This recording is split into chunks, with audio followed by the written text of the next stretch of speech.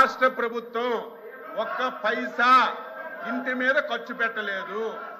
1,50,000 రూపాయలు కేంద్ర ప్రభుత్వం ఇచ్చింది.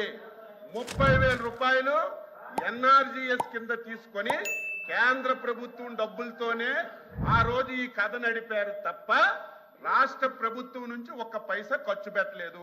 ఒకవేళ ఖర్చు పెట్టమంటే చెప్పండి.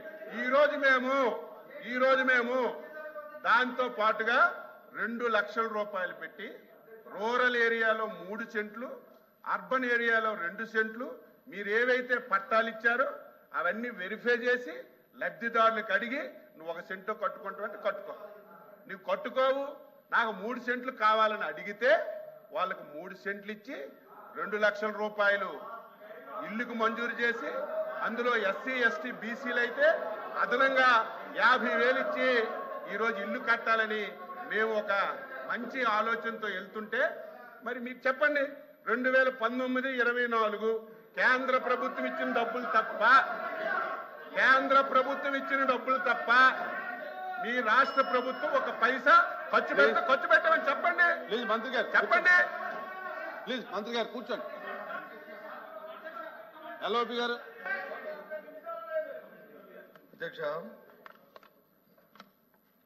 మినిస్టర్ గారు, అగ్రికల్చర్ మినిస్టర్ గారు మాట్లాడినప్పుడు 14-19లో ఎవరైతే కట్టుకున్న లబ్ధిదారులు ఉన్నారో వాళ్ళు 19-24లో వాళ్ళకి వచ్చి ఒక బిల్లు కూడా ఇవ్వలేదనే విషయాన్ని సచివాలయం విషయాన్ని చెప్పారు అధ్యక్ష. అది రికార్డులో అది ఉంది.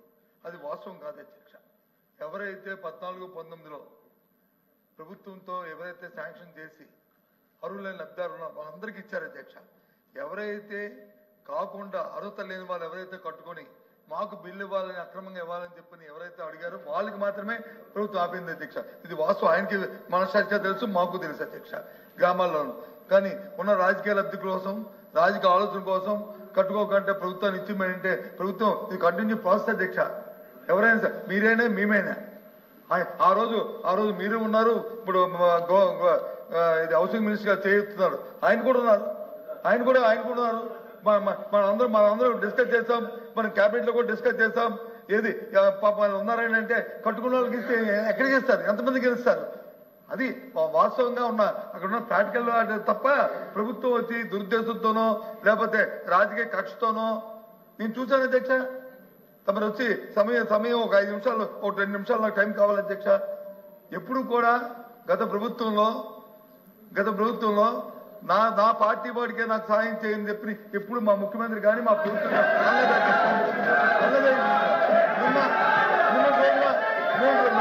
సాక్షాత్తు రాజ్యాంగ పదవి ఉండి రాజ్యాంగ పదవి ముఖ్యమంత్రి గారు మాటలు తీసుకుంటే సిగ్గుపడాలి అధ్యక్ష.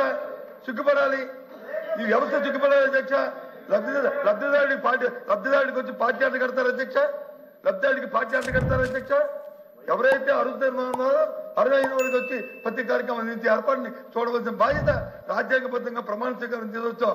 రాగద్వేషాలకు అతీతంగా, పార్టీలకు అతీతంగా మేము వచ్చి కార్యక్రమం చేస్తాం వచ్చిన వ్యక్తులు ఇవాళ వచ్చి సభలో వచ్చి మన ప్రైవేట్ తాలూకా పార్టీ మీటింగ్ లో వచ్చి ఎవరికి చేతులను వైరల్ అవుతుంటే దాని మీద వివరణ ఇవ్వాల్సిన ముఖ్యమంత్రి కార్యాలయం వివరణ ఇవ్వాల్సిన అవసరం లేదా అధ్యక్ష? ఆ మంత్రి గారిని రిక్వెస్ట్ చేస్తాను ఇప్పుడైనా సరే చెప్పండి.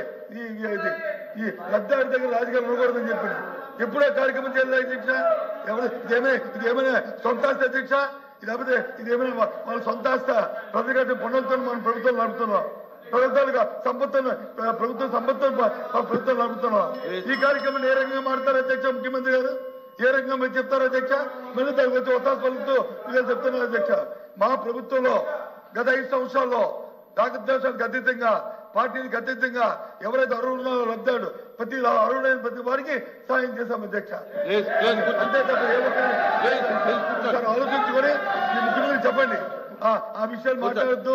అది ప్రజలు వచ్చి ఏమనుకుంటారు అని చెప్పండి. అది చాలా తప్పు అధ్యక్ష.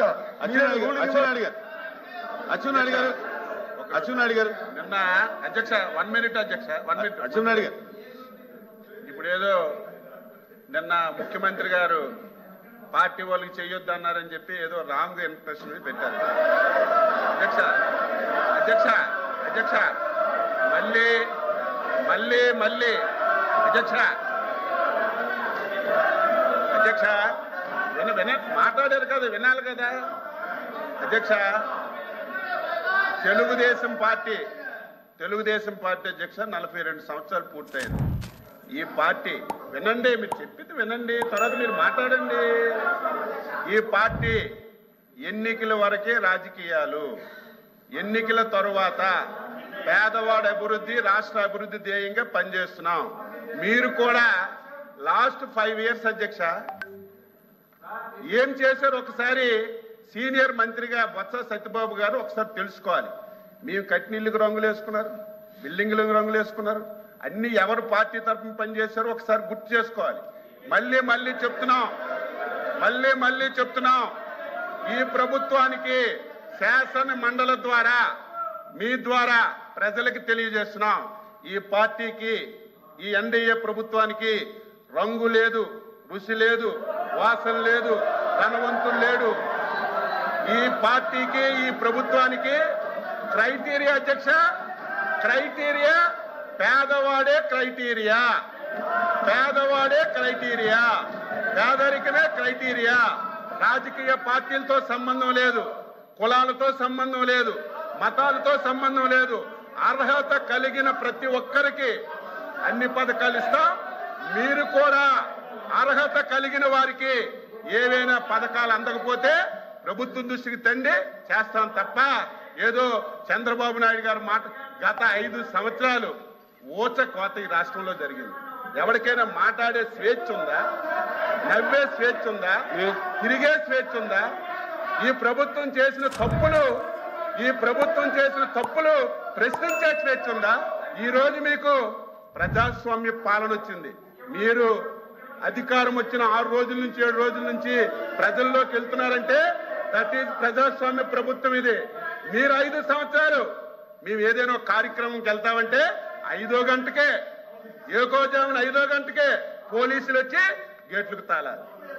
కారు ఎక్కితే అరెస్టులు, ఎవరైనా మాట్లాడితే కేసులు, ప్రభుత్వాన్ని విమర్శిస్తే తప్పుడు కేసులు ఇట్టి జైల్లో పెట్టడం, ఇంకా మాట్లాడితే ఆస్తులు ధ్వంసం చేయడం. ఇవన్నీ 5 సంవత్సరాలు కళ్ళతో మేము అందరం ఈ రాష్ట్రంలో చూశాం.